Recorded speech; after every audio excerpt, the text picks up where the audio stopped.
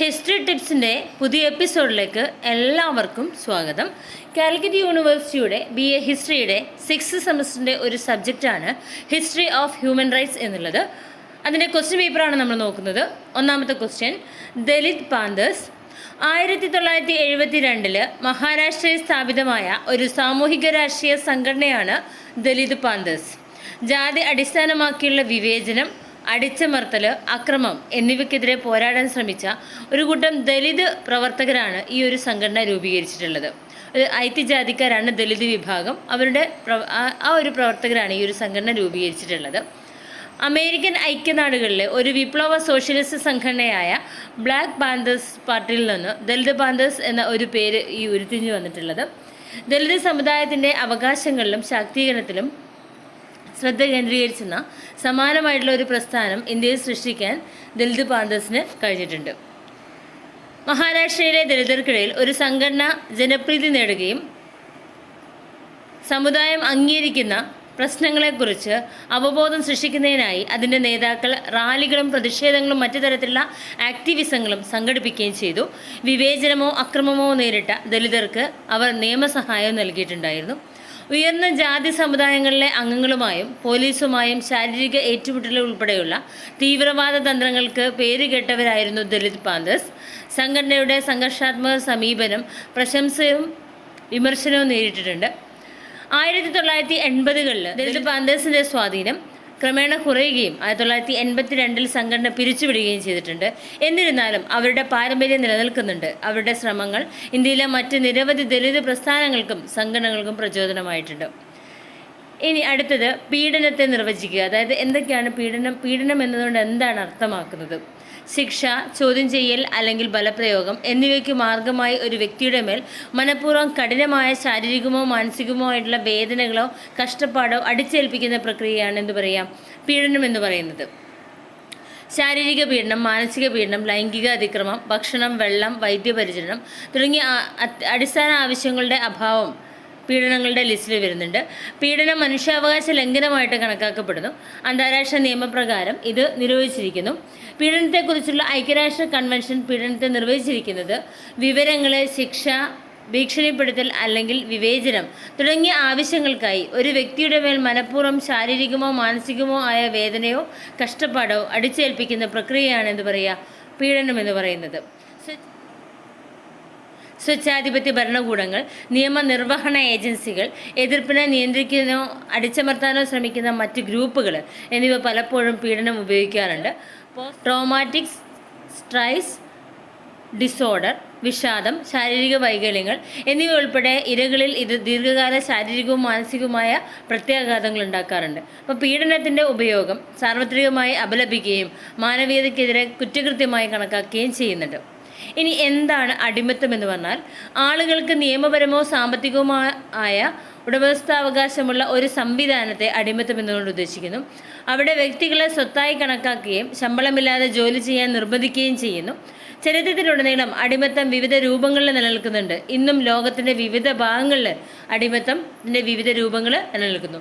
ചരിത്രപരമായി കൃഷി, ഖനനം, മറ്റ് ശാരീരിക അധ്വാനം എന്നിവയ്ക്ക് ചുറ്റുമുള്ള സംഘടിത സമൂഹങ്ങളിൽ അടിമത്തം സാധാരണയായി ഉപയോഗിക്കുന്നുണ്ട്. അടിമകളെ സാധാരണയായി യുദ്ധത്തിലൂടെയോ വ്യാപാരത്തിലൂടെയോ നേടിയെടുത്തു. അവരുടെ പദവി പലപ്പോഴും വംശം അല്ലെങ്കിൽ വംശീയതയാൽ നിർണ്ണയിക്കപ്പെട്ടു.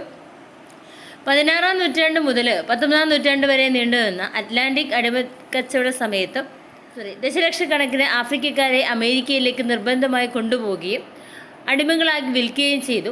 അടിമത്തത്തിൻ്റെ ഈ കാലഘട്ടം ചരിത്രത്തിൻ്റെ ഏറ്റവും കടുത്ത മനുഷ്യാവകാശ ലംഘനങ്ങളിലൊന്നായിട്ട് കണക്കാക്കപ്പെടുന്നുണ്ട്. നിർബന്ധിത തൊഴിൽ, കടബാധ്യത, മനുഷ്യക്കടത്ത് തുടങ്ങിയ വിവിധ രൂപങ്ങളിൽ അടിമത്തം ഇപ്പോഴും നിലനിൽക്കുന്നുണ്ട്.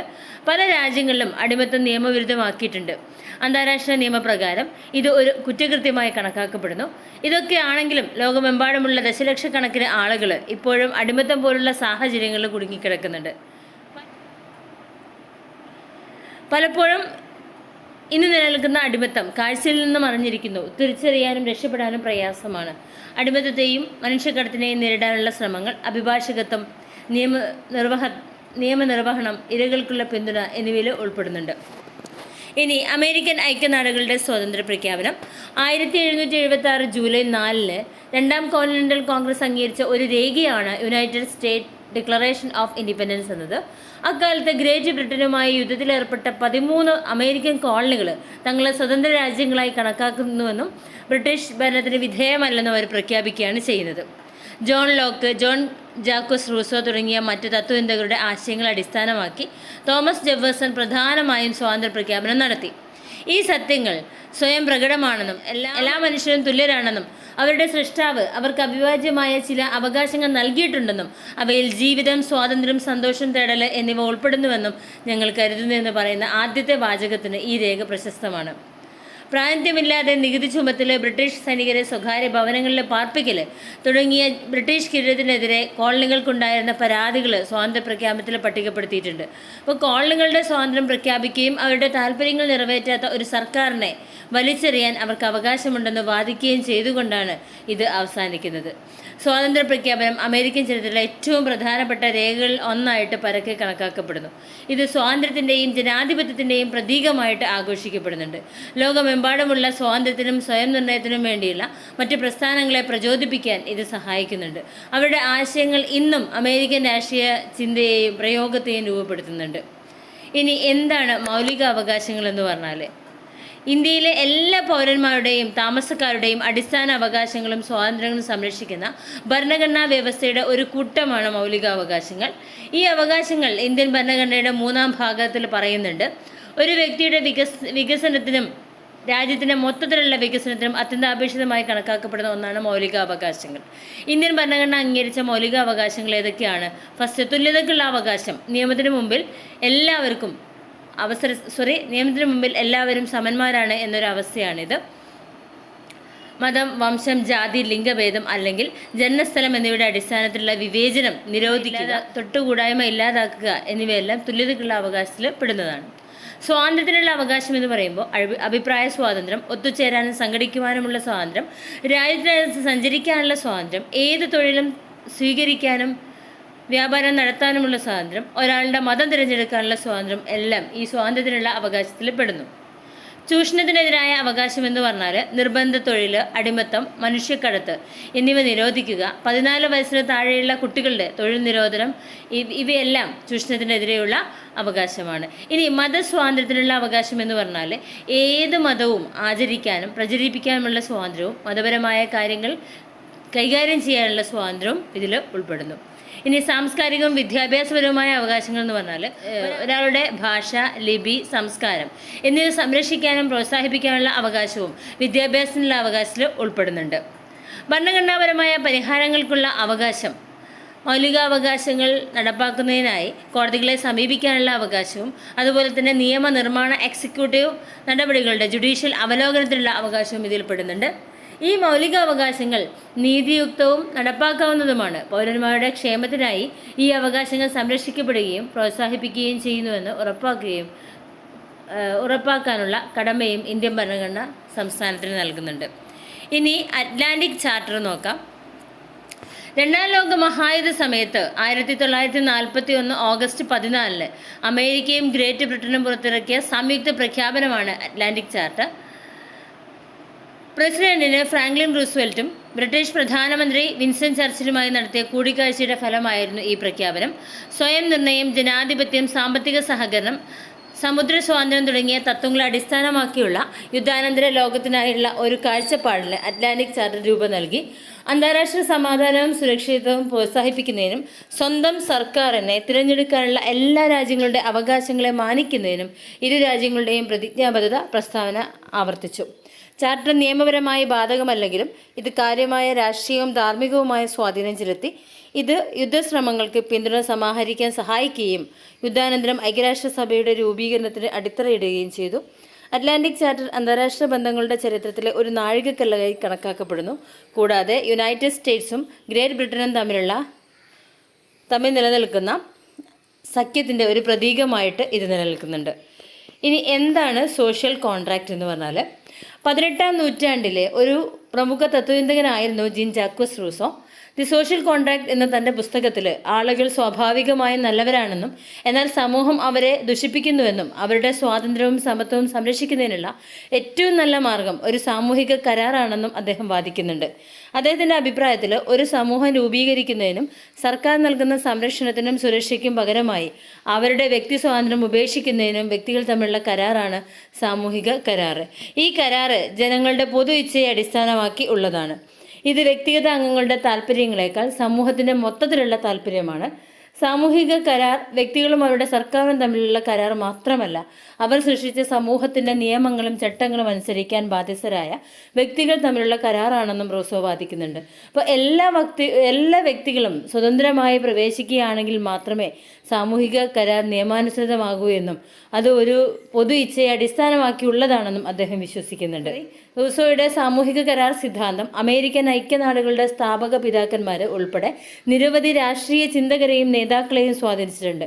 ഇപ്പോൾ ജനകീയ പരമാധികാരത്തിൻ്റെയും ഭരിക്കപ്പെടുന്നവരുടെ സമ്മതത്തിൻ്റെയും പ്രാധാന്യം ഊന്നിപ്പറഞ്ഞ ആധുനിക ജനാധിപത്യ സിദ്ധാന്തത്തിൻ്റെ വികാസത്തിനും ഇത് സംഭാവന നൽകിയിട്ടുണ്ട്. ഇനി ഹെൽസിങ്കി പ്രഖ്യാപനം. വേൾഡ് മെഡിക്കൽ അസോസിയേഷൻ WMA വികസിപ്പിച്ചെടുത്ത മനുഷ്യ വിഷയങ്ങൾ ഉൾപ്പെടുന്ന മെഡിക്കൽ ഗവേഷണത്തിനുള്ള ധാർമ്മിക തത്വങ്ങളുടെ പ്രസ്താവനയാണ് ഹെൽസിങ്കി പ്രഖ്യാപനം.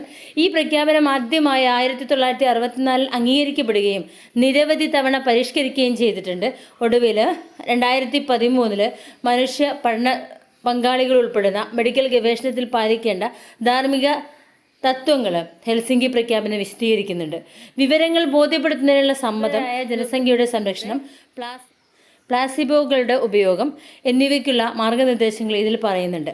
അപ്പോൾ ധാർമ്മിക അവലോകനത്തിൻ്റെയും മേൽനോട്ടത്തിൻ്റെയും പ്രാധാന്യവും അവരുടെ ജോലി ധാർമ്മിക രീതിയിൽ നടക്കുന്നുവെന്ന് ഉറപ്പാക്കാനുള്ള ഗവേഷകരുടെ ഉത്തരവാദിത്വവും ഈ പ്രഖ്യാപനം ഊന്നിപ്പറയുന്നുണ്ട്.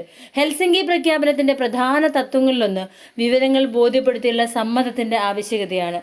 ഇതിനർത്ഥം ഗവേഷണത്തിൻ്റെ സ്വഭാവം, അതിൻ്റെ അപകട സാധ്യതകൾ, പ്രയോജനങ്ങൾ, പങ്കാളിത്തം നിരസിക്കാനോ ഏത് സമയത്തും പഠനത്തിൽ നിന്ന് പിൻവാങ്ങാനോ ഉള്ള അവരുടെ അവകാശം എന്നിവയെക്കുറിച്ച് ഗവേഷകർ പഠന പങ്കാളികളെ പൂർണ്ണമായി അറിയിക്കണമെന്നുള്ളതാണ്. കുട്ടികൾ, ഗർഭിണികൾ, തടവുകാരെ തുടങ്ങിയ ദുർബല ജനവിഭാഗങ്ങൾക്ക് പ്രത്യേക സംരക്ഷണം നൽകണമെന്നും ഇതിൽ പറയുന്നു. ഹെൽസിങ്കി പ്രഖ്യാപനം മനുഷ്യ വിഷയങ്ങൾ ഉൾപ്പെടുന്ന ധാർമ്മിക ഗവേഷണത്തിനുള്ള ഒരു മാനദണ്ഡമായിട്ട് വ്യാപകമായി അംഗീകരിക്കപ്പെടുന്നുണ്ട്.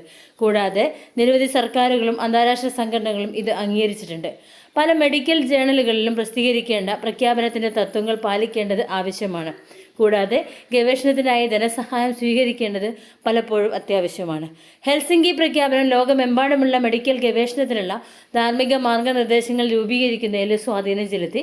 കൂടാതെ ഗവേഷണത്തിലെ മനുഷ്യ വിഷയങ്ങളുടെ അവബോധവും സംരക്ഷണവും വർദ്ധിപ്പിക്കുന്നതിനുള്ള സംഭാവനകൾ നൽകി. ഇനി നമുക്ക് പറയാനുള്ളത് ILOയെ കുറിച്ചാണ്. 1919 സ്ഥാപിതമായ ഐക്യരാഷ്ട്രസഭയുടെ പ്രത്യേക ഏജൻസിയാണ് ഇന്റർനാഷണൽ ലേബർ ഓർഗനൈസേഷൻ. സാമൂഹിക നീതി പ്രോത്സാഹിപ്പിക്കുന്നതിനും ലോകമെമ്പാടുമുള്ള മാന്യമായ തൊഴിൽ സാഹചര്യങ്ങൾ പ്രോത്സാഹിപ്പിക്കുന്നതിനും സർക്കാരുകൾ, തൊഴിലുടമകൾ, തൊഴിലാളികൾ എന്നിവരിൽ നിന്നുള്ള പ്രതിനിധികളെ ഒരുമിച്ച് കൊണ്ടുവരുന്ന ത്രികക്ഷി UN ഏജൻസിയാണിത്. അന്താരാഷ്ട്ര തൊഴിൽ മാനദണ്ഡങ്ങൾ സ്ഥാപിക്കുക, നയങ്ങളും പരിപാടികളും വികസിപ്പിക്കുക, അംഗരാജ്യങ്ങൾക്കിടയിൽ സാമൂഹിക സംഭാഷണവും സഹകരണവും പ്രോത്സാഹിപ്പിക്കുക എന്നിവയിലൂടെ സാമൂഹിക നീതി പ്രോത്സാഹിപ്പിക്കുക, ലോകമെമ്പാടുമുള്ള മാന്യമായ തൊഴിൽ സാഹചര്യങ്ങളെ പ്രോത്സാഹിപ്പിക്കുക, ഇവയൊക്കെയാണ് ഇതിൻ്റെ ലക്ഷ്യം. ജോലിസ്ഥലത്തെ അടിസ്ഥാന തത്വങ്ങളും അവകാശങ്ങളും പ്രോത്സാഹിപ്പിക്കുക, തൊഴിലവസരങ്ങൾ പ്രോത്സാഹിപ്പിക്കുക, സാമൂഹിക സംരക്ഷണം വർദ്ധിപ്പിക്കുക, സാമൂഹിക സംഭാഷണം ശക്തിപ്പെടുത്തുക എന്നിവയാണ് അതിൻ്റെ പ്രധാന മേഖലകൾ. 187 അംഗരാജ്യങ്ങളുള്ള ILO ലോകമെമ്പാടുമുള്ള 100-ലധികം രാജ്യങ്ങളിൽ പ്രവർത്തിക്കുന്നുണ്ട്. ഒരു ഭരണസമിതി, ഒരു അന്താരാഷ്ട്ര തൊഴിൽ സമ്മേളനം, ഒരു സെക്രട്ടേറിയറ്റ് എന്നിവ ഉൾപ്പെടുന്ന ഒരു ത്രികക്ഷി ഘടനയാണ് ഇത് നിയന്ത്രിക്കുന്നത്. അംഗരാജ്യങ്ങളിൽ നിന്നും ഫൗണ്ടേഷനുകൾ, സ്വകാര്യ മേഖല ഓർഗനൈസേഷനുകൾ എന്നിവയുൾപ്പെടെ മറ്റ് സ്രോതസ്സുകളിൽ നിന്നുള്ള സംഭാവനകളാണ് ILOയ്ക്ക് ധനസഹായം നൽകുന്നത്. ലോകമെമ്പാടുമുള്ള തൊഴിൽ നിയമങ്ങളും നയങ്ങളും രൂപപ്പെടുത്തുന്നതിൽ ILO ഒരു പ്രധാന പങ്ക് വഹിക്കുന്നുണ്ട്. മാത്രമല്ല ഇത് തൊഴിൽ സാഹചര്യങ്ങൾ മെച്ചപ്പെടുത്തുന്നതിനും ദശലക്ഷക്കണക്കിന് തൊഴിലാളികൾക്ക് സാമൂഹിക നീതി പ്രോത്സാഹിപ്പിക്കുന്നതിനും സഹായിക്കുന്നുണ്ട്.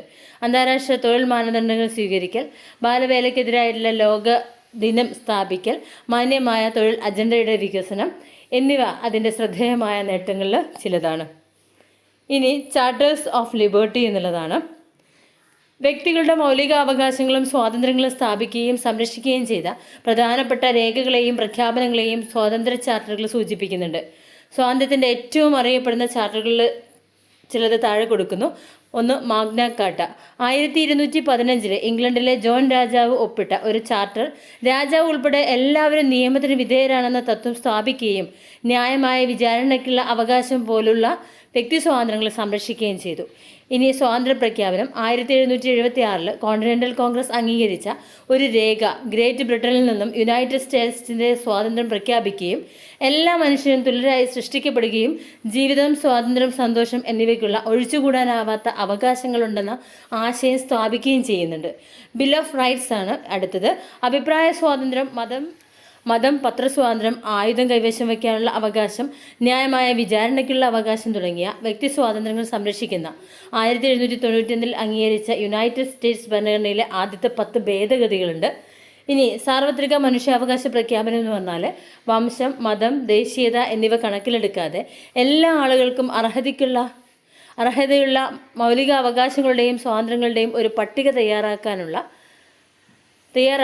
1948 ഐക്യരാഷ്ട്ര പൊതുസഭ അംഗീകരിച്ച ഒരു പ്രഖ്യാപനമാണിത്. ഇനി മനുഷ്യാവകാശങ്ങൾക്കായുള്ള യൂറോപ്യൻ കൺവെൻഷൻ, ജീവിക്കാനുള്ള അവകാശം, അഭിപ്രായ സ്വാതന്ത്ര്യം, ന്യായമായ വിചാരണയ്ക്കുള്ള അവകാശം എന്നിവ ഉൾപ്പെടെ യൂറോപ്പിലെ മനുഷ്യാവകാശങ്ങളും മൗലിക സ്വാതന്ത്ര്യങ്ങളും സംരക്ഷിക്കുന്ന 1950 കൗൺസിൽ ഓഫ് യൂറോപ്പ് അംഗീകരിച്ച ഒരു ഉടമ്പടി. ആധുനിക ലോകത്തെ രൂപപ്പെടുത്തുന്നതിനും വ്യക്തികളുടെ അവകാശങ്ങളും സ്വാതന്ത്ര്യങ്ങളും സംരക്ഷിക്കുന്നതിനും ഈ സ്വതന്ത്ര ചാർട്ടറുകൾ ഒരു പ്രധാന പങ്ക് വഹിക്കുന്നുണ്ട്. മനുഷ്യാവകാശങ്ങൾക്കായി സ്വന്തം നിയമങ്ങളും പരിരക്ഷകളും സ്ഥാപിക്കുന്നതിൽ മറ്റ് രാജ്യങ്ങൾക്കും സംഘടനകൾക്കും അവ മാതൃകയായിട്ട് ഉപയോഗിക്കുന്നു. ഇനി നമുക്ക് ഇതിൻ്റെ ബാക്കി ഭാഗം അടുത്ത വീഡിയോയിൽ നോക്കാം. Okay, thank you.